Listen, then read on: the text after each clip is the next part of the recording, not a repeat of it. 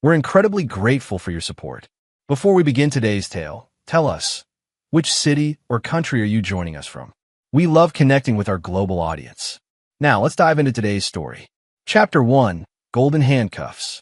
Nathaniel Russo stared at the invitation he designed for his own birthday party, running his calloused finger over the embossed lettering. 5 years into his marriage with Victoria Harrington Russo, and he still felt like an outsider in her world of old money and social pretensions. Growing up in a blue-collar neighborhood in Pittsburgh, Nathaniel had worked construction with his father while putting himself through architecture school. His firm was small but respected, specializing in sustainable urban renewal projects. It was at one such project, converting an abandoned factory into luxury apartments, that he'd met Victoria, whose family's development company had partnered with the city. Victoria had been drawn to his authenticity, his rough edges and novelty in her polished world. Or so she had claimed. The Harrington family, owners of Harrington Holdings, had made their fortune in real estate over 3 generations, and they had accepted Nathaniel with thinly veiled contempt, referring to him as Victoria's charming experiment.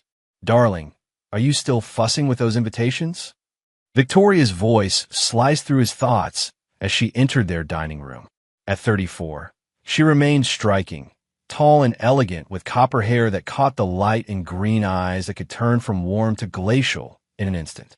"Just making sure everything's perfect for the big 4-0, Nathaniel replied, sliding the invitation back into its envelope. He'd never been one for lavish celebrations, but Victoria had insisted on hosting a formal dinner at the Harrington estate. Maxwell called again. Victoria said casually, referring to her father. "He wants to meet about that riverfront project. Says your designs are too idealistic." Nathaniel clenched his jaw. Maxwell Harrington had been systematically undermining him at every turn, trying to transform his sustainable, community-focused vision into another soulless luxury development. "I've compromised enough," Nathaniel said. The whole point was affordable housing with green spaces, not another playground for the rich. Victoria sighed, checking her watch, a gift from her father. "We've talked about this. The numbers don't work your way. Not everything can be a passion project, Nate." Later that evening, Nathaniel found himself working late in his home office when a text notification lit up his phone. It was from Victoria's phone, but clearly not meant for him. "He's working late again. Come over. 2 hours at least." His stomach dropped as he realized it was meant for someone else. He scrolled up through their message history and found nothing suspicious. She must have deleted previous messages. The text had been sent to a contact labeled DH Consultant. Nathaniel didn't confront her immediately. Instead, he began quietly observing, collecting evidence. Victoria had grown distant over the past year, but he'd attributed it to stress from her family's business pressures and their ongoing disagreements about starting a family. Now, small inconsistencies began to form a pattern. The biggest concern was the family estate. His name had been added to the deed when they married, a rare concession from Maxwell, who had insisted it was just a formality for tax purposes. Recently, Victoria had been pressuring him to sign papers to restructure their assets, claiming it was for liability protection. Across town, in a wood-paneled office, an elderly woman closed a thick folder labeled Russo, Nathaniel, Confidential. Eliza Harrington, Maxwell's 80-year-old mother and Victoria's grandmother, removed her reading glasses and gazed at the framed family photos on her desk. Unlike her son, she had seen something genuine in Nathaniel, something the Harrington family had lost generations ago. "Ms. Harrington, your 4 o'clock is here," her assistant announced. "Send him in, Dolores," Eliza said, tucking the folder in her desk drawer. "And recall that codicil from the attorneys. I believe I'll be making some changes." Chapter 2, Paper Trails. 2 weeks before his birthday, Nathaniel found himself in a coffee shop across from Bernard Winters, a private investigator recommended by his oldest friend, Oliver Preston. "You were right to be suspicious," Bernard said quietly, sliding a manila envelope across the table. "Victoria has been seeing Douglas Harrington for nearly 8 months." "Douglas?" "Her cousin." Nathaniel felt his chest constrict. "Third cousin, technically. He joined the family business last year, as Special Projects Director. Bernard's tone was professional but sympathetic. They've been careful, but not careful enough. The evidence was irrefutable. Photographs, hotel receipts, text message logs. Douglas and Victoria had been conducting their affair in plain sight, often using family business meetings as cover. Even more disturbing were the recorded conversations indicating a plan to separate Nathaniel from his partial ownership in their shared properties. There's more, Bernard continued, lowering his voice. I found financial transfers between your joint accounts and offshore entities connected to Douglas. Over $300,000 in the past 6 months. Nathaniel felt ill. That's nearly all of my personal savings from before our marriage. They've been laying groundwork for months, Bernard confirmed. Based on the timing of these documents, something significant is planned for the near future. That evening, Nathaniel was reviewing building plans when he received a call from an unknown number. Mr. Russo? This is Dolores Walsh, assistant to Eliza Harrington. Nathaniel straightened in his chair. He'd always respected Victoria's grandmother, the family matriarch who had built Harrington Holdings from a modest real estate office into an empire. Mrs. Harrington would like to meet with you tomorrow morning at her private residence.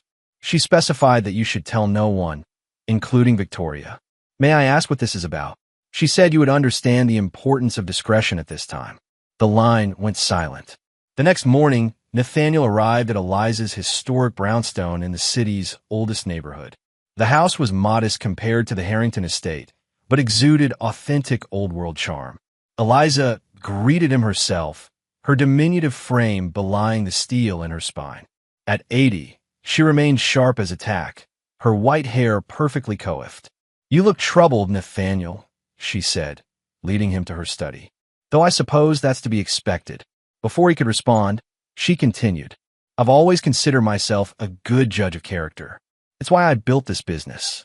While my son sees only pedigrees and balance sheets, I see people for who they truly are. She handed him a heavy folder. I'm dying, Nathaniel. Pancreatic cancer. For months, perhaps less. I'm so sorry, Nathaniel said, genuinely shocked. Don't be. I've lived fully, but I won't allow my life's work to be squandered by fools. She gestured to the folder. What you have there is the truth about Harrington Holdings. The real financial state of the company, not the fiction Maxwell presents to the board. Nathaniel opened the folder, scanning documents that revealed massive debt, questionable accounting, and a company teetering on the brink of collapse, propped up by increasingly desperate financial maneuvers. Maxwell overextended during the last recession, Eliza explained. He's been borrowing from Peter to pay Paul ever since, using my reputation to secure lines of credit. Douglas has accelerated this descent with his innovative financial restructuring. Does Victoria know? She suspects, but chooses ignorance. A family trait, unfortunately. Eliza's expression softened slightly. I'm telling you this because you deserve to know what you're entangled in, and because I've made certain arrangements that will become clear in time. As Nathaniel left, Eliza added, Whatever happens in the coming weeks, remember this. True wealth isn't measured in dollars, but in character.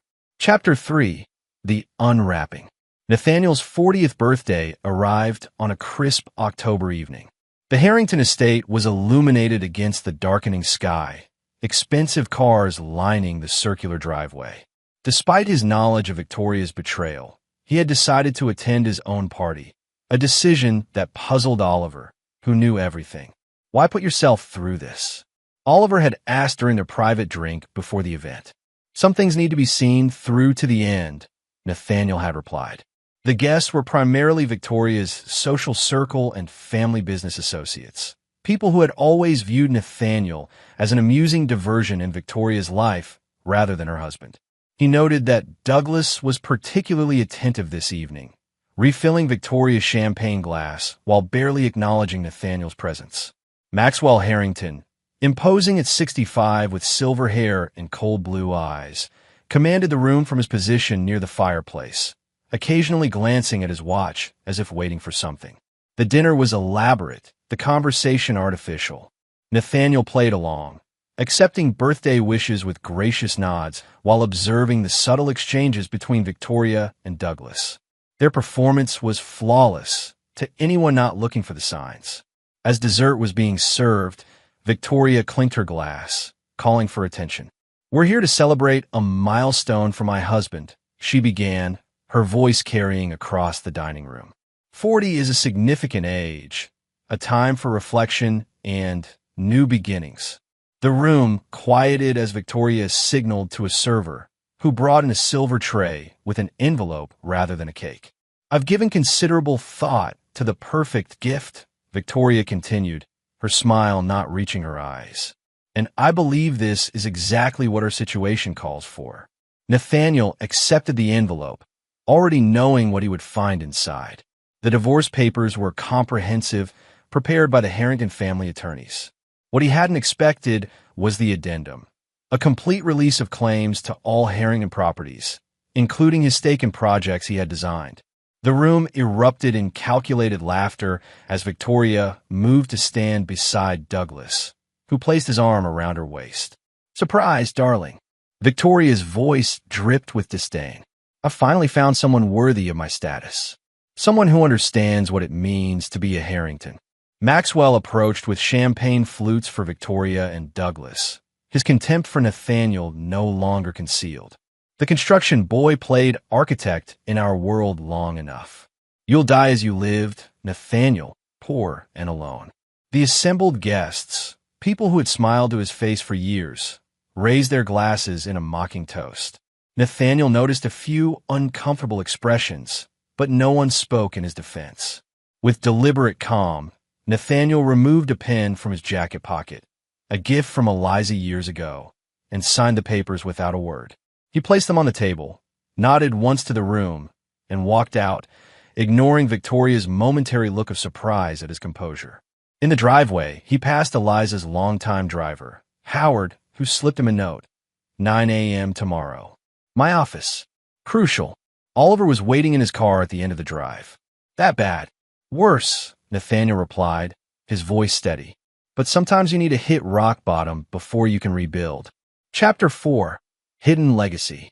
Nathaniel arrived at Eliza Harrington's office building the next morning to find it unusually quiet. The receptionist led him directly to the conference room where Terrence Walsh, Eliza's personal attorney for 30 years, waited alongside 3 other serious-looking individuals. "Mr. Russo, thank you for coming," Walsh said, gesturing to a chair at the head of the table. "I'm afraid I must begin with difficult news. Eliza Harrington passed away last night in her sleep." Nathaniel felt a genuine pang of loss. Despite their limited interactions, he had respected the formidable woman who built an empire through intelligence and determination. "I understand you met with her yesterday," Walsh continued. "That meeting was part of her final preparations. She knew her time was short." Walsh introduced the others, a forensic accountant, the trustee of Eliza's estate, and her personal financial advisor. "We're here for the private reading of Eliza's will, specifically the portions pertaining to you." To me, Nathaniel's surprise was genuine. I assumed Victoria as her granddaughter. Mrs. Harrington made significant changes to her will 6 months ago, with additional modifications last week. Walsh opened a leather portfolio. To summarize a complex document, Eliza Harrington has named you, Nathaniel Russo, as the primary beneficiary and executor of her personal estate, separate from Harrington Holdings. The financial advisor slid a document across the table. Mrs. Harrington maintained a separate fortune unknown to her family. While Harrington Holdings belongs to her son Maxwell, her personal investments, begun with her inheritance and grown through her own acumen, remain entirely her property. The total value, the trustee added, is approximately $444 million in diversified assets. Nathaniel stared at the papers, momentarily speechless. "This can't be right. Why would she?" "Mrs. Harrington left you this," Walsh said, handing him a sealed envelope with his name written in Eliza's distinctive handwriting. "Nathaniel, by now you know 2 truths, that your marriage was built on lies, and that I saw in you what my family could not: integrity." While Maxwell and Victoria chase appearances, you have consistently demonstrated substance. The Harrington name has been corrupted by greed and entitlement. My son built a house of cards that is about to collapse. Douglas has accelerated this with his financial schemes. Together with Victoria, they plan to discard you once they had stripped you of everything valuable. I am entrusting you with my true legacy because you understand that wealth without principle is merely currency. Use what I've built to create something meaningful, or destroy what they value most. The choice is yours, but I suspect you'll do both in measure. With respect, Eliza Harrington. P.S. The real estate portfolio includes the deed to the Harrington estate. I bought it from Maxwell 3 years ago when he needed capital. He's been renting it from me since. I thought you might appreciate that particular irony. Walsh explained the arrangements. Eliza had meticulously divided her assets between liquid investments, real estate holdings, including properties leased to Harrington Holdings, art collections, and a substantial stake in competing development companies. Each component had been structured to minimize tax implications while maximizing Nathaniel's control. Mrs. Harrington also left specific instructions regarding timing, the trustee noted. The family will be informed of these arrangements this afternoon, after certain financial maneuvers are completed to protect the assets from potential claims. By evening, Nathaniel had moved into a luxury hotel suite and was reviewing documents with a team of advisors assembled by Walsh when his phone exploded with notifications. The news had broken. Oliver arrived with a bottle of scotch. "So," he said, pouring 2 glasses, "seems you're the talk of the town. Victoria's called 17 times." "Let her call," Nathaniel replied, his focus on the papers before him. The real work is just beginning. Chapter 5. Architect of Destruction. For 2 weeks, Nathaniel maintained radio silence with the Harrington family, working from his hotel suite with an expanding team of financial and legal experts. The inheritance had transformed him overnight from an outsider to one of the wealthiest individuals in the city, but wealth alone wasn't his goal. Victoria had moved from calls to texts to increasingly desperate emails. Maxwell had attempted to arrange meetings through intermediaries. Douglas had disappeared entirely, rumored to have flown to Europe. The family's public statements expressed shock at Eliza's unusual decisions, while hinting at potential legal challenges. On the 15th day, Nathaniel moved into Eliza's brownstone and called his first meeting as CEO of the newly formed Russo Redevelopment Group. "The Harrington Holdings situation is worse than we initially understood," explained Lydia Torres, the forensic accountant he'd hired. "They've been operating on borrowed money and borrowed time. Their last 4 major projects are underwater, and they've been falsifying occupancy rates to maintain their lending relationships." "What's their breaking point?" Nathaniel asked. "The Westridge financing comes due next month. $50 million they don't have. They're scrambling to find new investors, but industry rumors about their situation are spreading." Nathaniel nodded, reviewing the citywide map of properties on the conference room wall.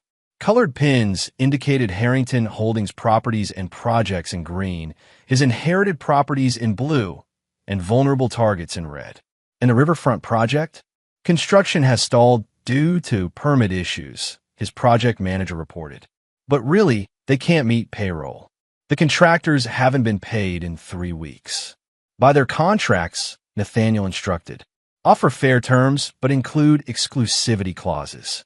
I want every quality contractor in this city to think twice before working with Harrington again."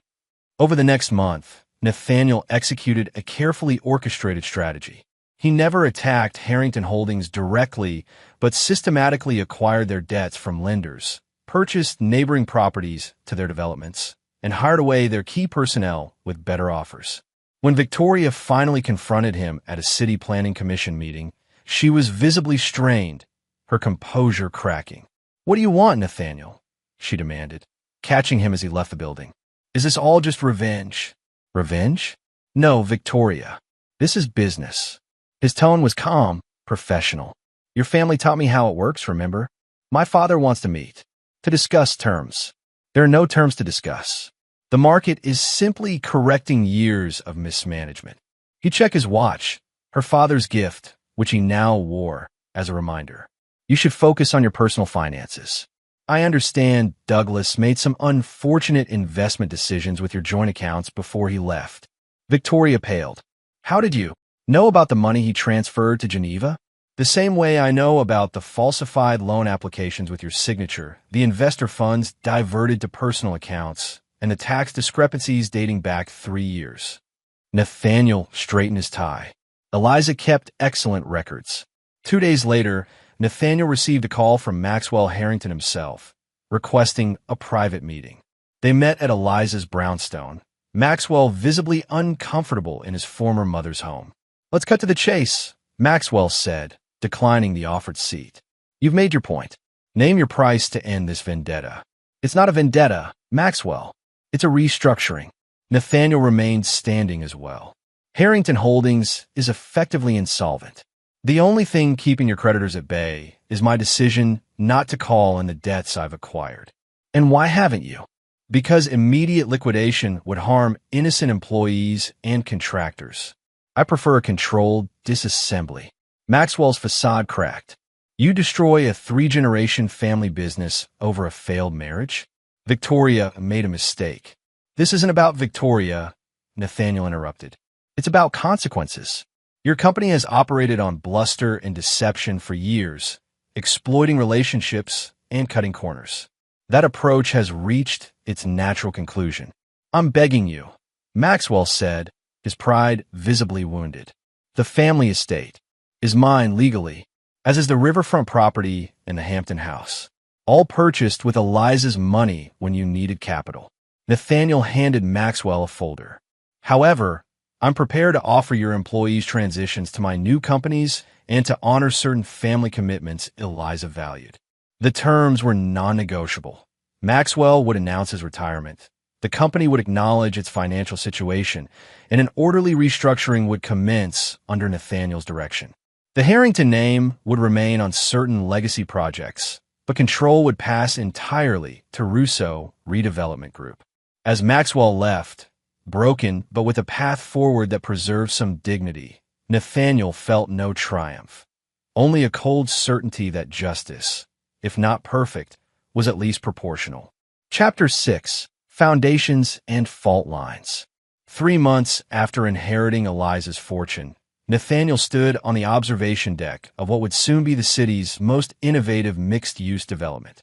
The Riverfront Project, once Maxwell's attempt to build luxury condominiums, had been completely redesigned as sustainable housing combined with public spaces, local business incubators, and a community arts center.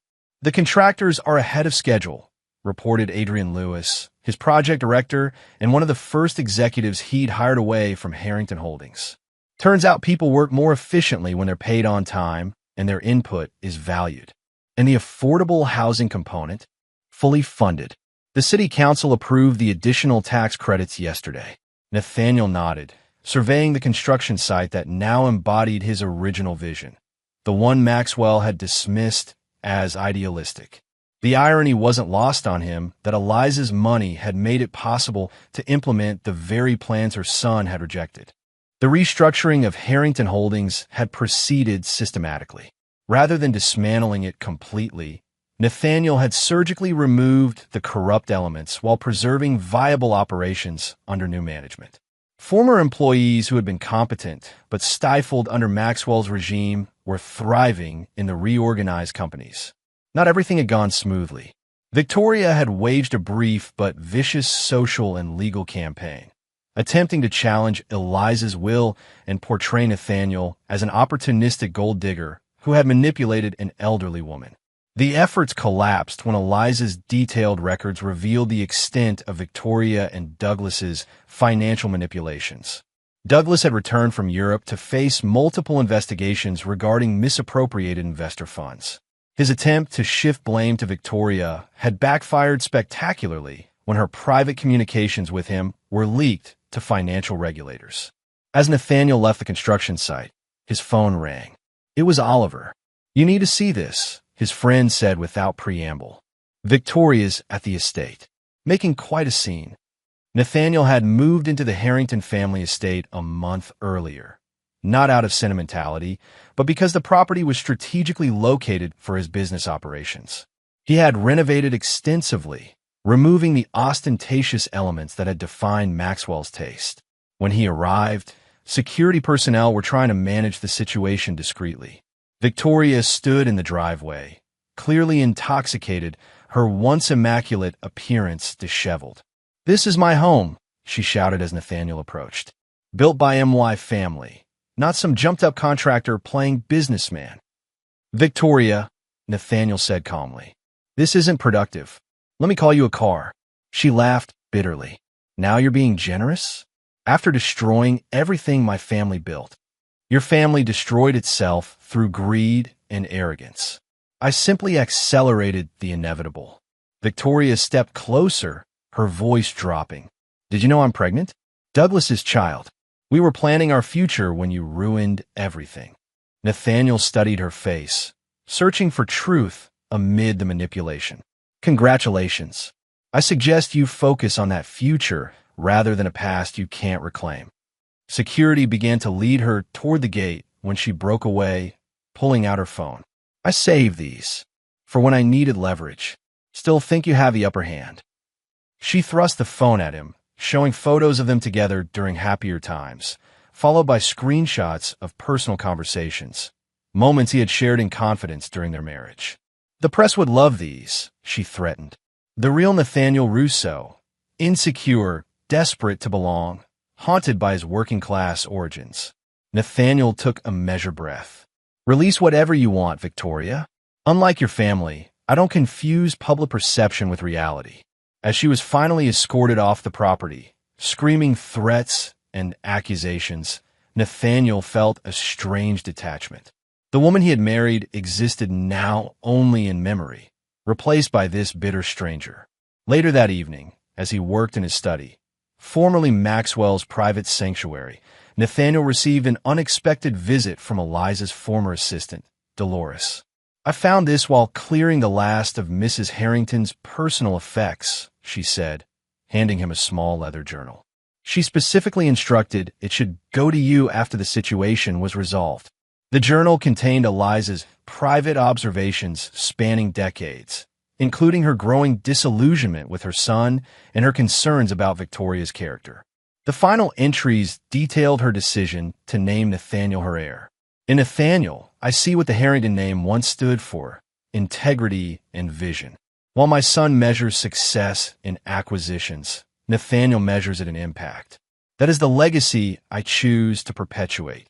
The journal contained one final surprise: documentation of an extensive investigation Eliza had conducted into Douglas's background, revealing connections to failed businesses and financial improprieties long before he joined Harrington Holdings. She had known exactly who he was, but had allowed the situation to unfold, testing Victoria's character in the process. In the margin beside this information, Eliza had written a single note: "The ultimate test of character is not avoiding temptation, but facing consequences." Chapter 7. Cracks in the Foundation. 5 months after the divorce, Nathaniel had successfully transformed Eliza's inheritance into a thriving enterprise focused on sustainable development and community investment. His profile in the business world had risen dramatically, though he remained intensely private about his personal life.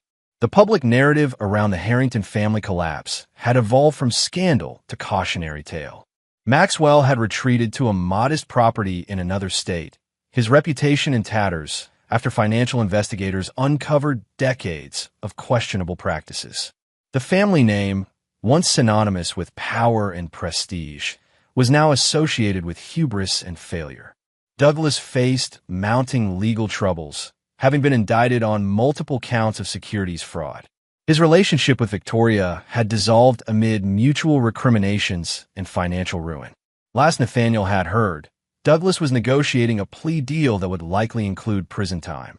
On a rainy Tuesday morning, Nathaniel was reviewing architectural plans in his office when his assistant, Miguel, interrupted with an unusual message.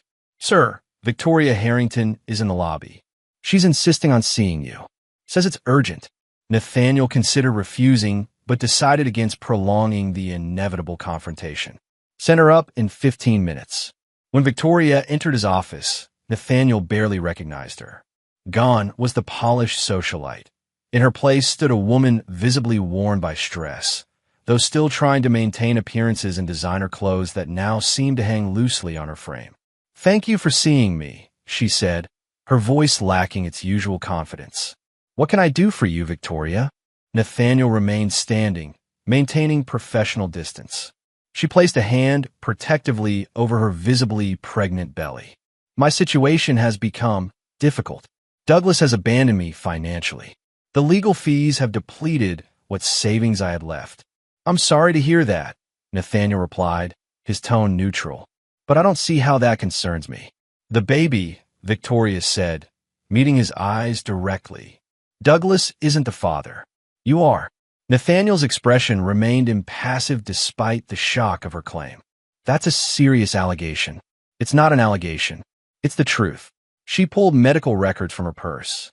"I'm 6 months pregnant. The timing aligns perfectly with our last time together." Before everything fell apart, Nathaniel examined the documents, his mind calculating dates. There was a slim possibility she was telling the truth, though her history of manipulation made him deeply skeptical. "I'm willing to take a paternity test," he said finally. "If the child is mine, I'll fulfill my responsibilities. But this changes nothing between us." Victoria's composure cracked slightly. "I've lost everything, Nathaniel. My family name is toxic. My father won't speak to me. I have nowhere to go." "That's the consequence of your choices, Victoria. Not mine." "I made a terrible mistake," she admitted, tears forming. "I got caught up in Douglas's charm, in the excitement. He made me feel special in a way that I didn't." Nathaniel finished. "Let's not rewrite history. You didn't have a momentary lapse of judgment. You and Douglas conspired for months to strip me of my dignity and assets. You invited your family to witness my humiliation. That wasn't passion, it was cruelty." Victoria wiped her tears, switching tactics. "What about the baby? Your child shouldn't suffer for my mistakes. If the baby is mine, it will want for nothing. But that doesn't extend to you." Nathaniel pressed the intercom. "Miguel, please arrange for Ms. Harrington to connect with Dr. Lawrenson for medical testing, and have legal prepare the appropriate documents regarding potential parental responsibilities." As Victoria was escorted out, she turned back. "You've changed, Nathaniel. You used to believe in second chances." "I still do," he replied, "just not for betrayal." The paternity test, expedited through Nathaniel's connections, came back negative 3 days later. Victoria had lied again, a last desperate attempt to secure financial support. When confronted with the results, she admitted that Douglas was indeed the father, but he had made it clear he wanted nothing to do with her or the child. Rather than the satisfaction he might have expected, Nathaniel felt a profound emptiness. The victory over Victoria's final deception brought no joy, only confirmation that the woman he had loved had never truly existed. That evening, alone in the estate that had once represented everything beyond his reach, Nathaniel made a decision. The cycle of retribution had to end, not for Victoria's sake, but for his own. Chapter 8. Structural Integrity. The following week brought an unexpected development. Douglas Harrington, facing imminent arrest and unable to make his expanded bail, reached out through his attorney with a proposition. Information about hidden Harrington Holdings assets in exchange for financial assistance. It's obviously a desperate play, Oliver advised as they discussed the proposal over dinner. But there might be value in hearing him out. Nathaniel agreed to a meeting, which took place in a private room at his attorney's office. Douglas, once the embodiment of privileged confidence, now appeared hollow-eyed and frantic, his expensive suit unable to mask his deterioration. "I appreciate you seeing me," Douglas began, his usual charm replaced by nervous energy. "I know there's no love lost between us." "Just tell me what you're offering," Nathaniel replied. Douglas slid a flash drive across the table. "Offshore accounts, shell companies, a network Maxwell established decades ago to hide assets from tax authorities and, eventually, from Eliza herself. There's at least $30 million that no one has found. And in exchange, help with my legal situation." Not a bribe, Douglas clarified quickly, but the best defense team money can buy. And he hesitated. Protection for Victoria and the baby. Whatever you think of her, of us, that child is innocent. Nathaniel studied the man who had participated in his humiliation, now reduced to begging. Why would you care about Victoria's welfare? I understand you've made your position on fatherhood quite clear. Douglas's facade cracked entirely. Because I destroyed her life. She was stable before I came along. Unhappy maybe, but stable. I seduced her with promises I knew I couldn't keep. Used her family connections. Encouraged her worst impulses. Save the contrition, Nathaniel interrupted. You're only sorry because you got caught. You're right. Douglas looked him directly in the eye. But that doesn't change the facts. Victoria needs help, and I can't provide it. You control everything now. After Douglas left, Nathaniel had the flash drive contents verified. The information was legitimate. Maxwell had indeed hidden substantial assets, primarily in Southeast Asian real estate investments structured through multiple shell corporations. Rather than keeping this discovery private, Nathaniel made a decision that surprised his advisors. He forwarded the complete information to the financial authorities investigating Harrington Holdings, ensuring that the hidden assets would be properly documented and subject to appropriate legal claims. You're leaving money on the table, his financial advisor pointed out. Assets you could legitimately claim. I have enough, Nathaniel replied. Some matters are more important than money. The next day, Nathaniel received word that Douglas had been arrested attempting to board a private flight to a non-extradition country. The promised legal assistance would never materialize, another broken promise in Douglas's extensive collection. That evening, Nathaniel found Victoria waiting outside his office building, clearly having spent hours in the cold.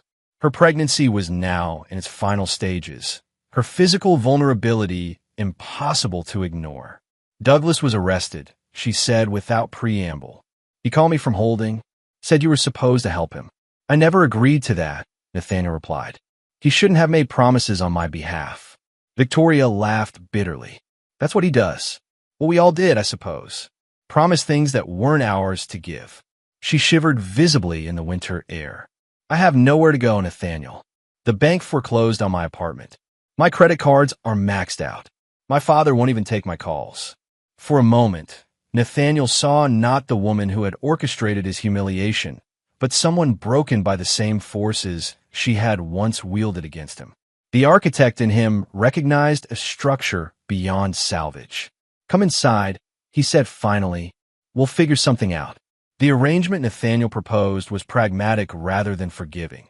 A modest apartment in a building he owned, paid utilities, and a small monthly stipend until Victoria could secure employment. In exchange, she would sign a comprehensive legal agreement relinquishing any claims against him and acknowledging her role in the fraudulent activities surrounding their divorce. Why would you help me at all? Victoria asked as she reviewed the documents. After everything I did, this isn't about you, Nathaniel explained.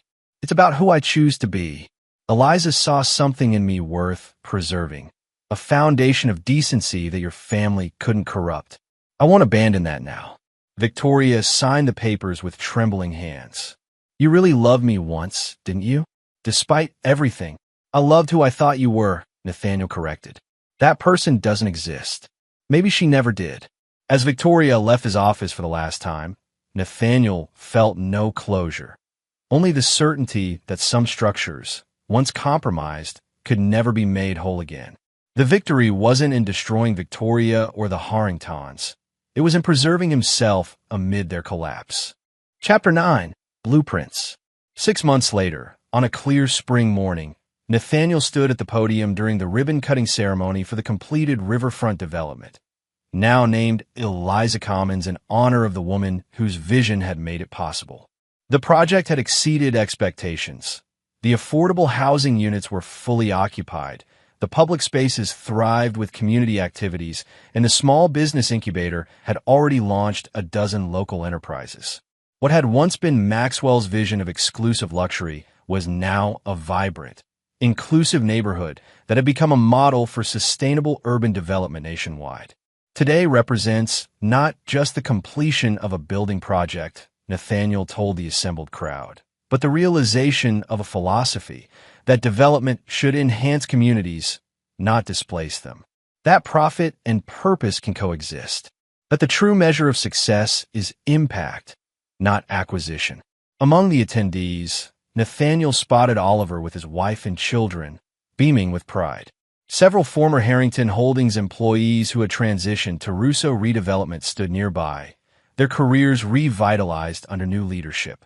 Even Terrence Walsh, Eliza's attorney, had emerged from semi-retirement to witness the culmination of his former client's legacy. Conspicuously absent was any Harrington family presence. Maxwell remained in seclusion, his reputation destroyed by the financial investigations Nathaniel's evidence had triggered. Douglas had accepted a plea deal that included 5 years in prison and significant financial penalties. In Victoria, after the ceremony, as Nathaniel was speaking with city officials, his phone buzzed with a text message. It was from Victoria, the first communication since their last meeting months ago. "Please, I'm pregnant with your child." Moments later, security alerted him to a disturbance at the event perimeter. Victoria was attempting to gain access, claiming to be his wife and making incoherent statements about a shared child, despite the documented negative paternity test from her previous pregnancy. Watching from a distance as security gently but firmly escorted her away, Nathaniel felt a complex emotion that transcended satisfaction or pity. Victoria's lies had collapsed under their own weight, leaving her grasping at increasingly desperate narratives. The irony wasn't lost on him that she was being removed from property that had once been the crown jewel of Harrington Holdings, the same company that had lost this land and many others to bankruptcy proceedings the previous month. The final dissolution of the once mighty real estate empire had barely made the financial news, overshadowed by Nathaniel's innovative approaches to urban renewal. Later that evening, as Nathaniel hosted a small gathering of friends and colleagues at his home, no longer the Harrington estate, which he had donated to the city as a historical site and community center, but a modern, sustainable home he had designed himself, Oliver raised his glass in a toast to Nathaniel Russo, who built something remarkable from the ashes of betrayal, and to Eliza Harrington, who recognized true value when she saw it. As conversations flowed around him, Nathaniel reflected on the journey from that humiliating birthday to this moment of genuine accomplishment. The revenge that had initially motivated him had evolved into something more meaningful, a legacy of creation rather than destruction. He had lost a marriage built on illusions, but gained a clear vision of his own worth. The Harringtons had stripped him of status, but inadvertently positioned him to achieve something far beyond their limited imagination. And while Victoria had believed she was trading up by choosing Douglas, she had instead orchestrated her own downfall through the very qualities the Harringtons had cultivated for generations: entitlement, deception, and the confusion of wealth with worth. When the last guest had departed, Nathaniel stood on his balcony overlooking the city lights. His phone buzzed with another desperate message from Victoria, which he deleted without reading. Some chapters deserved to remain closed. In his study, he unfolded the architectural plans for his next project, a workforce training center to be built in the neighborhood where he had grown up. The building would incorporate elements of his father's construction techniques, Eliza's business acumen, and his own vision of architecture as a social good. Eliza had been right in her final letter. Wealth without principle was merely currency. But principle combined with resources and vision could build something that lasted far longer than revenge, a foundation for others to build upon. As Nathaniel made final notes on the blueprint, he thought of Victoria's mocking words at that final birthday. "Surprise! I found someone worthy of my status." The real surprise, it seemed, was discovering that true worth had nothing to do with status at all. And there you have it. Another story comes to an end. What did you think? I'd love to hear your thoughts in the comments below. If you enjoy this story, consider joining our community by subscribing. It means the world to us. For more stories like this one, check out the recommended videos on screen. And I'll see you there.